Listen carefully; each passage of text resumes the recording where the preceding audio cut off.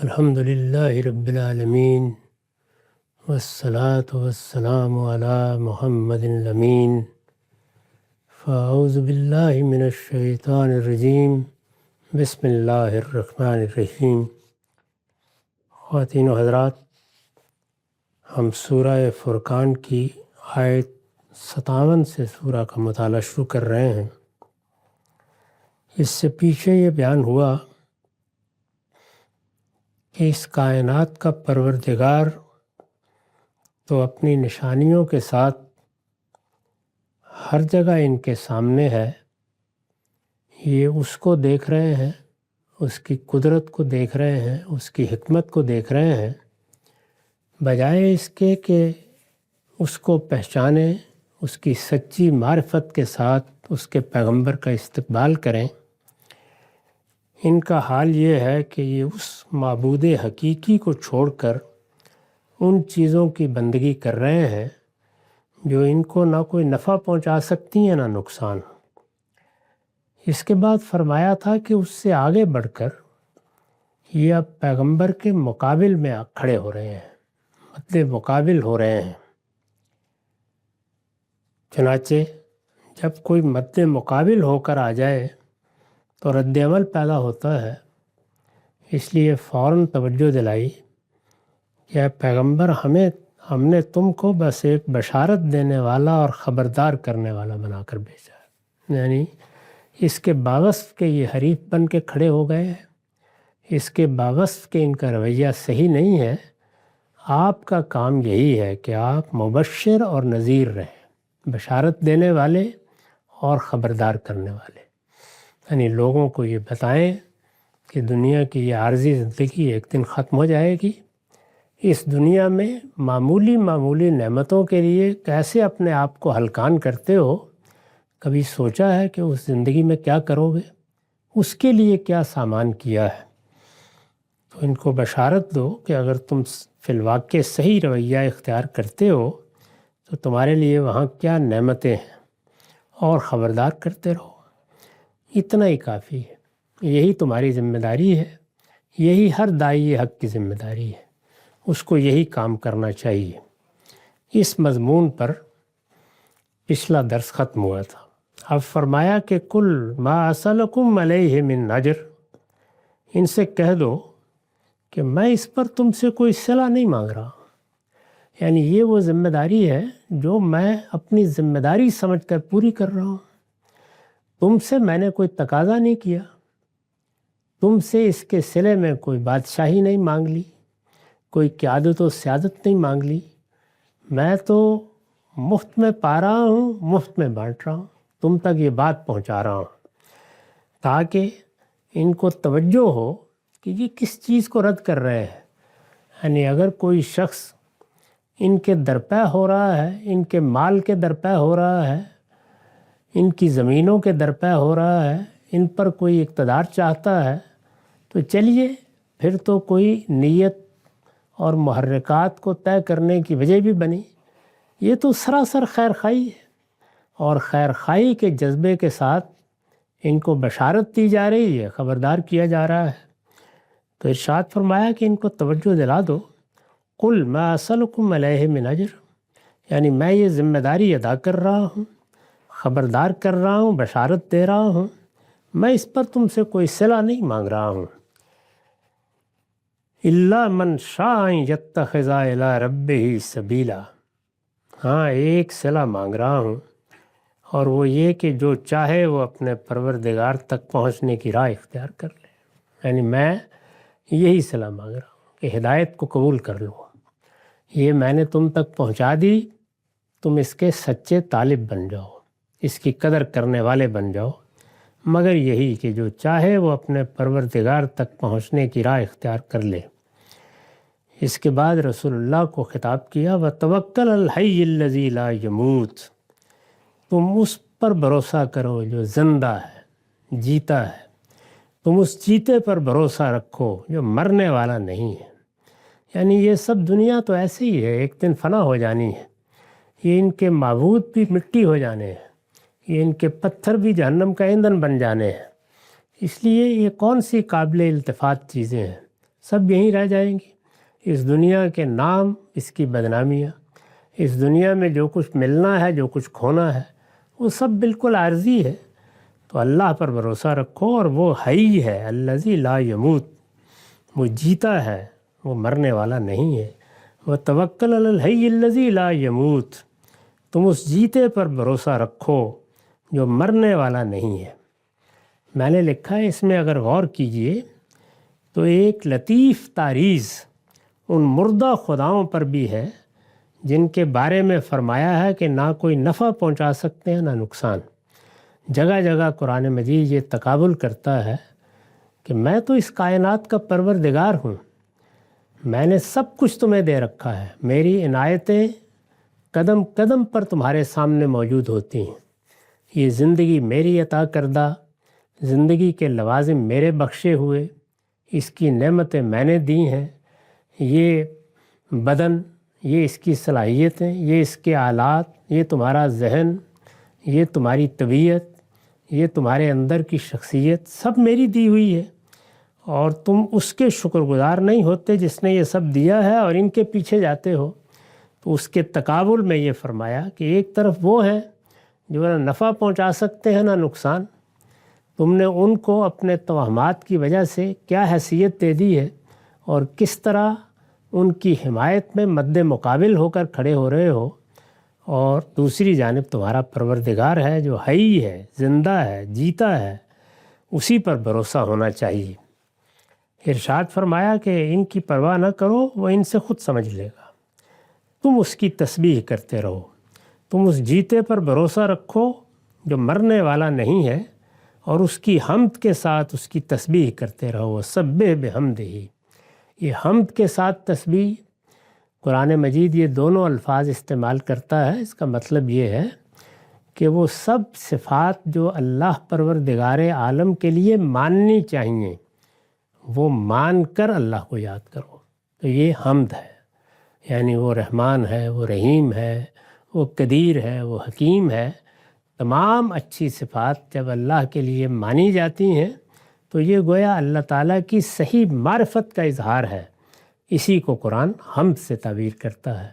اور جب جو چیزیں اس کے شایان شان نہیں ہیں اس کی نفی کی جاتی ہے، یعنی وہ ظالم نہیں ہے، وہ بندوں کے ساتھ کوئی زیادتی نہیں کرتا ہے، اس سے کسی شخص کو کسی زیادتی کا اندیشہ نہیں ہونا چاہیے، اور اسی طرح دوسری چیزیں تو یہ تسبیح ہے۔ اسی دونوں کو جب جمع کیا جاتا ہے تو اللہ تعالیٰ کے ساتھ ہمارے صحیح تعلق کی بنا پڑتی ہے، تو ان دونوں کو جمع کر کے اللہ تعالیٰ کہتے ہیں کہ وسبح بحمدہ، اور اس کی حمد کے ساتھ اس کی تسبیح کرتے رہو۔ وکفیٰ بہ بذنوب عبادہ خبیرا، وہ ان سے خود سمجھ لے گا، یعنی یہ جو کچھ کر رہے ہیں ان کے بارے میں تشویش کی ضرورت نہیں ہے، وہ ان سے خود سمجھ لے گا۔ اپنے بندوں کے گناہوں سے باخبر رہنے کے لیے وہ کافی ہے، یعنی ہمیں خواہ مخواہ دوسروں کے درپے نہیں ہونا، ہم دوسروں کے عیوب کیوں تلاش کریں، ہم اپنی مدافعت میں دوسروں پر کیوں حملہ آور ہوں۔ وہ اگر کسی گناہ کا ارتکاب کر رہے ہیں، ظلم کا ارتکاب کر رہے ہیں، وہ اگر بد تہذیبی پر اتر آئے ہیں، وہ اگر نیت پر حملے کر رہے ہیں، تو ان کو ان کے رب کے حوالے کر دو، وہ بندوں کے گناہوں سے خوب واقف ہے، وہ جانتا ہے اور وہ کافی ہے۔ کون؟ الذی خلق السماوات والارض وما بینہما فی ستۃ ایام ثم استوی علی العرش، وہی پروردگار، وہی خداوند، وہی زمین و آسمان کا مالک، جس نے زمین اور آسمانوں اور ان کے درمیان کی چیزوں کو 6 دن میں پیدا کیا۔ یہ قرآن مجید میں جگہ جگہ بیان ہوا ہے، کم و بیش یہی تعبیر بائبل کی کتاب پیدائش میں اختیار کی گئی ہے۔ اس لیے یہ سوال پیدا ہوتا ہے کہ 6 دن سے کیا مراد ہے؟ تو یہ سمجھ لینا چاہیے کہ یہ خدائی ایام ہے۔ اللہ تعالیٰ نے قرآن مجید میں جہاں یہ تعبیر اختیار کی ہے وہاں متنبہ کیا ہے کہ میرے دنوں کو اپنے دنوں پر قیاس نہ کرو۔ یہ جو ہمارے دن پیدا ہوتے ہیں یہ ہماری زمین سے پیدا ہوتے ہیں، یعنی یہ اس کی گردش کی وجہ سے یہ 24 گھنٹے کا یا کم و بیش کا دن ہے جو پیدا ہوتا ہے۔ اب ہم یہ جان گئے ہیں کہ ہر کرے پر اس کے الگ دن ہیں اور وہ اس کی گردش کے لحاظ سے پیدا ہو رہے ہیں، اور پھر ہر کہکشاں کے الگ دن ہے، وہ اس کی گردش کے لحاظ سے پیدا ہو رہے ہیں۔ اور جس طرح کے بظاہر قرآن مجید کے اشارات سے معلوم ہوتا ہے، یہ پوری کائنات بھی ایک مستقر کی طرف جا رہی ہے اور یہ عرش الہی کے گرد گردش کر رہی ہے، اس سے بھی دن پیدا ہوتے ہیں۔ تو یہ وہ دن ہے، یعنی خدائی ایام، جس کو یہاں بیان کیا ہے۔ تو مختلف جگہوں پر متنبع کیا ہے کہ میرے دن تو کبھی 50,000 سال کے ہوتے ہیں، کبھی 1000 سال کے ہوتے ہیں، اس لیے میرے دنوں کو اپنے دنوں پر قیاس نہ کرو۔ وہی جس نے زمین اور آسمانوں اور ان کے درمیان کی چیزوں کو 6 دن میں پیدا کیا، پھر اپنے عرش پر متمکن ہوا، یعنی پھر اس نے حکومت سنبھالی۔ یہ وہی دونوں باتیں ہیں جو دوسری جگہ اس طرح بیان کی گئی ہیں کہ الا لہ الخلق والامر، اس نے پیدا کیا، اب اس کا نظم بھی وہی چلا رہا ہے۔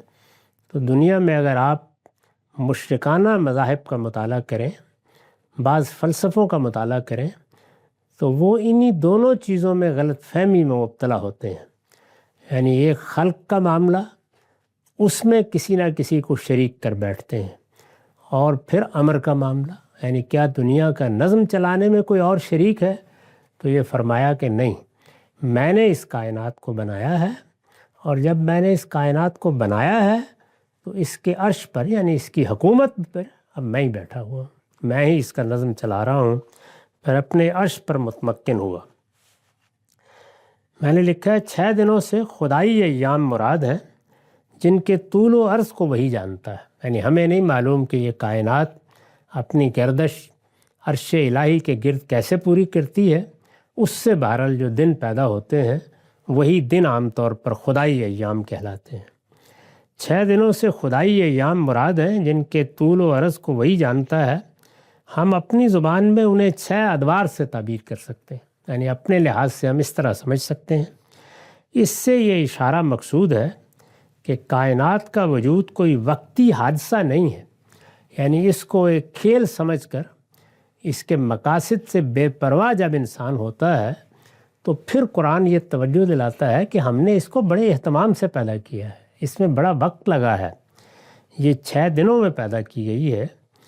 اس وجہ سے یہ کوئی وقتی حادثہ نہیں ہے، بلکہ یہ ایک باقاعدہ منصوبے کے تحت وجود میں آئی ہے، یعنی اس بات کو بیان کرنے کے لیے یہ حوالہ دیا جاتا ہے، لہٰذا کبھی عبث نہیں ہو سکتی۔ یعنی ایک بڑا سوال یہی ہوتا ہے نا کہ یہ کائنات کیا ہے، کہاں سے آئی ہے، اور پھر یہ کہ اس کا مقصد کیا ہے۔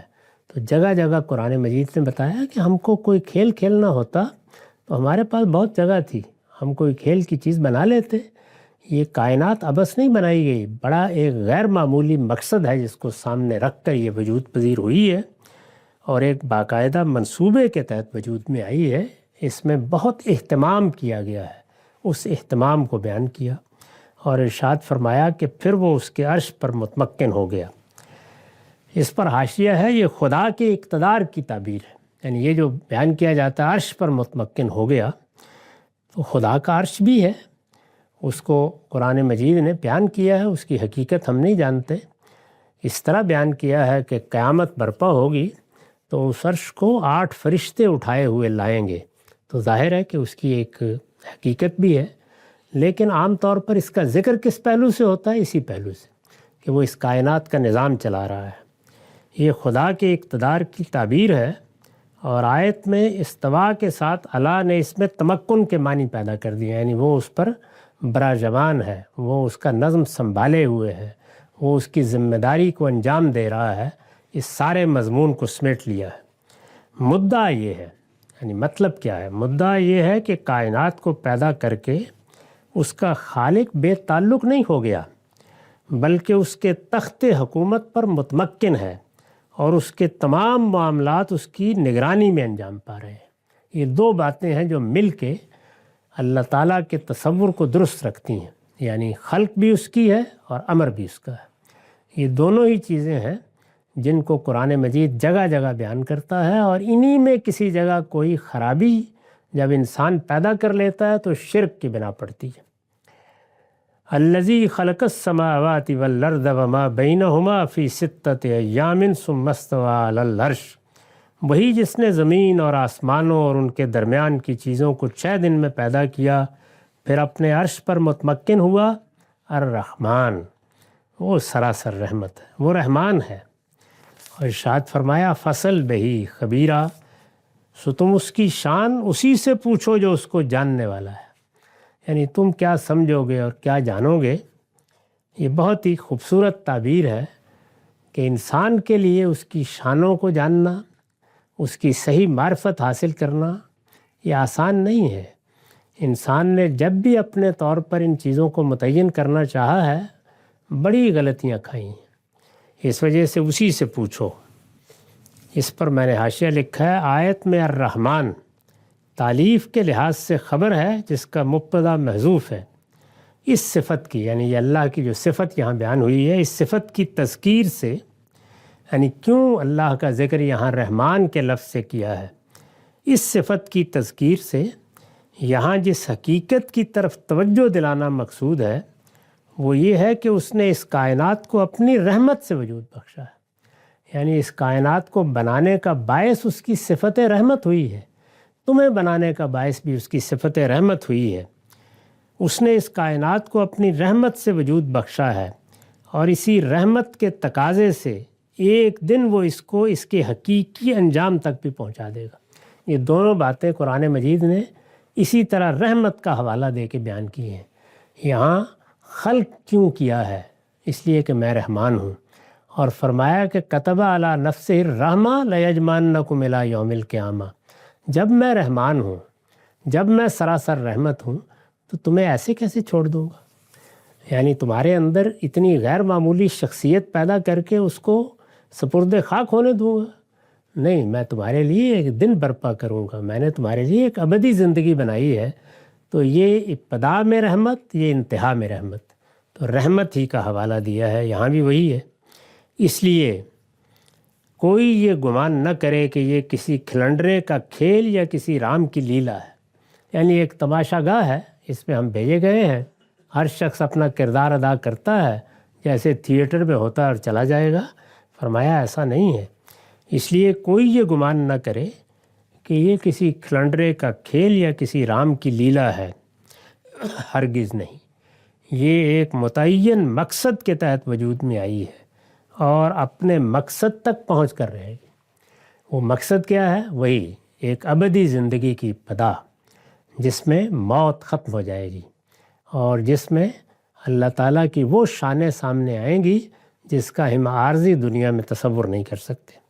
تو ارشاد فرمایا کہ اس سے پوچھو اس کی شان جو اس کو جاننے والا ہے۔ کون جاننے والا ہے؟ حاشیہ ہے، یعنی خود خدا سے پوچھو، تم کیا جانو گے؟ اس کی شان اسی سے پوچھو، اس لیے کہ اپنی ذات و صفات کو در حقیقت وہی جانتا ہے۔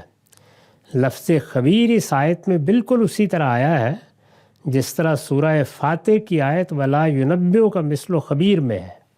اس کی تنقیر تفخیم شان کے لیے ہے اور بہی اسی سے متعلق ہے، یعنی گویا یہ بتانے کے لیے ہے کہ ذات باری کے بارے میں، اس کی صفات کے بارے میں، اس کے سنن کے بارے میں، اس کی شانوں کے بارے میں تم جب اپنے علم کی بنیاد پر فیصلے سناتے ہو تو قدم قدم پر ٹھوکریں کھاتے ہو۔ اوپر اٹھو اور اس نے تمہاری طرف جو کتاب نازل کی ہے اس سے جاننے کی صحیح کرو کہ وہ کون ہے اور اس کی کیا شان ہے۔ وَإِذَا قِيلَ لَهُمُ اسْجُدُوا لِلرَّحْمَنِ قَالُوا وَمَا الرَّحْمَنُ أَنَسْجُدُ لِمَا تَأْمُرُنَا وَزَادَهُمْ نُفُورًا، جب ان سے کہا جاتا ہے کہ وہ رحمان ہے، جب یہ کہا جاتا ہے کہ اس نے رحمان کی حیثیت سے تمہیں بنایا ہے، جب یہ کہا جاتا ہے کہ وہی رحمان تم کو ابدی زندگی میں اور اپنی جنت میں لے جائے گا، جب کہا جاتا ہے کہ پھر اس رحمان کے آگے سجدہ ریز ہو جاؤ، اس کے سامنے جھک جاؤ، اس کے بندے بن کر اعتراف کرو کہ تم اس کے بندے ہو، تو یہ کہتے ہیں کہ رحمان کیا ہے؟ یہ کس کا ذکر کر رہے ہو؟ یہ کیوں اللہ تعالیٰ نے نقل کیا ہے؟ اس کی وضاحت کی ہے میں نے۔ اس میں رحمان یعنی اللہ تعالیٰ کے جو مختلف نام ہیں وہ ہمارے ہاں بھی ہیں، قرآن میں بھی ہیں، عربوں نے بھی بہت سے نام اللہ تعالیٰ کے رکھے ہوئے تھے، قرآن نے ان کو بیان بھی کیا، اس سے پہلی امتوں میں تھے۔ اس میں رحمان چونکہ اہل کتاب کے ہاں زیادہ معروف تھا، یعنی اللہ تعالیٰ کا یہ نام ہے جو مسیحیت کے ہاں اللہ تعالیٰ کا اصل تعارف بن گیا، رحمت، محبت۔ تو یہ ان کے ہاں وہ اس کو رحمان کے لفظ سے تعبیر کرتے تھے، خاص طور پر عرب کے مسیحی۔ اس میں رحمان چونکہ اہل کتاب کے ہاں زیادہ معروف تھا، اس لیے قریش کے لیڈروں نے یہ نقطہ پیدا کر لیا کہ قرآن میں جگہ جگہ اسی نام سے خدا کا ذکر اس لیے کیا جاتا ہے کہ اس سے اہل کتاب کی مذہبی روایات کو ہم پر مسلط کرنا مقصود ہے۔ انہوں نے اس کو اپنے تعصب کا مسئلہ بنا لیا کہ یہ رحمان کا نام بہت لیتے ہیں اور بہت ذکر کرتے ہیں، انہوں نے بھی شروع کر دیا ہے، یہ گویا ہمیں اہل کتاب کے تابع کرنا چاہتے ہیں۔ تو قوموں میں جو اس طرح کا نفسیاتی بعض اوقات مرض پیدا ہو جاتا ہے، اس کی وجہ سے قرآن نے توجہ دلائی۔ یہ جملہ اسی پس منظر میں کہا گیا ہے۔ جب ان سے کہا جاتا ہے کہ رحمان کے آگے سجدہ ریز ہو جاؤ، تو کہتے ہیں کہ رحمان کیا ہے؟ کیا ہم اس کو سجدہ کریں جسے تم سجدہ کرنے کے لیے ہمیں کہہ دو؟ یعنی مرضی ہوگی تو ضرور کریں گے، ہم بھی مانتے ہیں کہ وہ اس کائنات کا خالق ہے، اور قریش مانتے تھے، لیکن تمہارے کہنے پر کیوں کریں؟ یہ وہی چیز ہے جس کو پیچھے بیان کیا کہ جب انسان حریف بن کے کھڑا ہو جائے تو پھر اس کا معاملہ یہی ہو جاتا ہے کہ اگر فلاں آدمی مجھ کو توحید کے لیے بھی کہے گا تو میں نہیں مانوں گا۔ تو یہ مکابرت، یہ ضد اور یہ عناد ہے جو آدمی کو حق سے محروم کر دیتا ہے۔ کیا ہم اس کو سجدہ کریں جسے تم سجدہ کرنے کے لیے ہمیں کہہ دو؟ اور ان کے بدکنے کو یہ چیز اور بڑھا دیتی ہے، یعنی بدک تو رہے ہیں لیکن پھر کیا ہوتا ہے؟ رحمان کا ذکر آ گیا۔ وہ ذکر تو اس لیے آیا تھا کہ انہیں بتایا جائے کہ بدبختوں، اس نے کتنی رحمت کی ہے کہ تمہیں وجود بخشا ہے، اور اس کا کتنا کرم ہے کہ وہ تم پر اپنی عنایتیں کر رہا ہے، اور اس کی کتنی عنایت ہے، کتنی بڑی عنایت ہے کہ اس نے تمہارے اندر پیغمبر بھیج دیا ہے، اور اس کی رحمت کا ظہور ہے جس کی وہ خبر دے رہا ہے کہ قیامت برپا ہوگی۔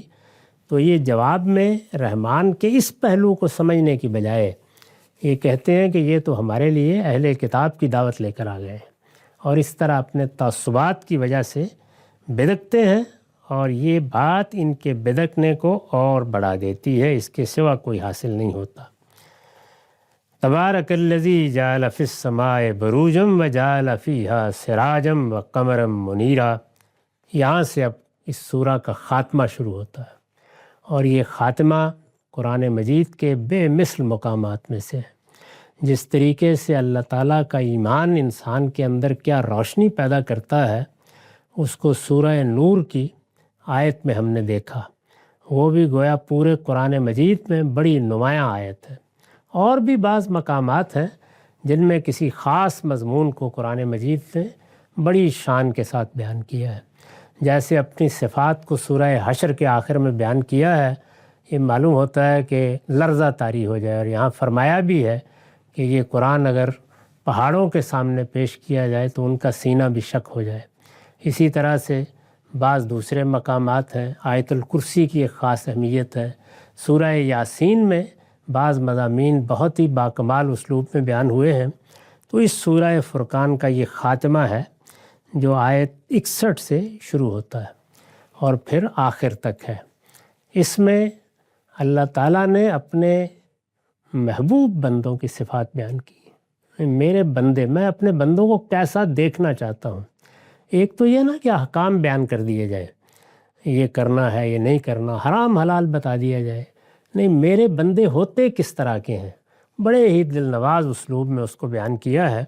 یہ قرآن مجید کا مقام ہے جس کے بارے میں ہمیشہ کہتا ہوں کہ کوشش کرنی چاہیے کہ یہ ہمیں یاد ہو، ہم اس کو اپنی نمازوں میں پڑھیں، اس لیے کہ جیسی خوبصورت، جیسی عمدہ، جیسی بے نظیر یاد دہانی اس میں ہے، وہ کم کسی دوسری جگہ پر آپ کو ملے گی۔ پورا قرآن ہی بے مثال ہے، لیکن یہاں پر یہ مضمون بڑے ہی خوبصورت اسلوب میں بیان ہوا ہے۔ جو کچھ زبان اختیار کی گئی ہے، جو لب و لہجہ ہے، جس طرح کے قوافی ہیں، جس طرح سے لفظ آئے ہیں، ان کے حسن کو تو آپ ترجمے میں نہیں بیان کر سکتے، لیکن بہرحال مضمون کے لحاظ سے یہ ہم سب کے لیے بڑا ہی غیر معمولی مقام ہے۔ تبارک الذی جعل فی السماء بروجا وجعل فیہا سراجا وقمرا منیرا وَهُوَ الَّذِي جَعَلَ اللَّيْلَ وَالنَّهَارَ خِلْفَةً لِمَنْ أَرَادَ أَن يَذَّكَّرَ أَوْ أَرَادَ شُكُورًا۔ لوگوں کس سے انحراف کر رہے ہو؟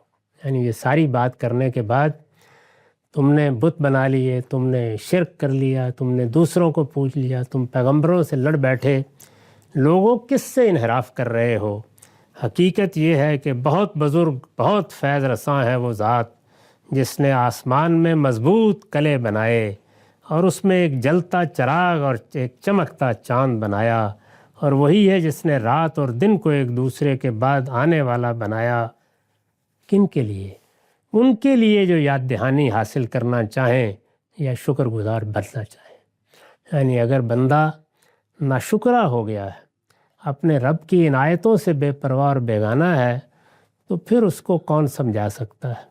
اور جو آمادہ نہیں ہے یاد دہانی حاصل کرنے کے لیے، اس نے مقابرت و ضد اختیار کر لی ہے، اس کو بھی کون سمجھا سکتا ہے؟